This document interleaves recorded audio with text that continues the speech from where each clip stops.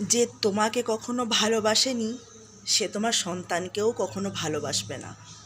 যে তোমাকে সারা জীবন হিংসা করে গেল, যে তোমাকে কেউ কখনো দেখতেই পারে না, সে তোমার সন্তানকেও সারা জীবন অপছন্দ করে যাবে। যার কাছে তুমি মাথা ব্যথার কারণ, তোমার সন্তান কি তার কাছে কখনো স্নেহ পেতে পারে? পারে না। তো আহম্মক হয় সেই সন্তানরা, যারা, আহম্মক বলবো না, কষ্ট পায় সেই সন্তানরা যারা মাসি পিসি তথাকথিত আত্মীয় স্বজনের ভালোবাসা থেকে বঞ্চিত হয়।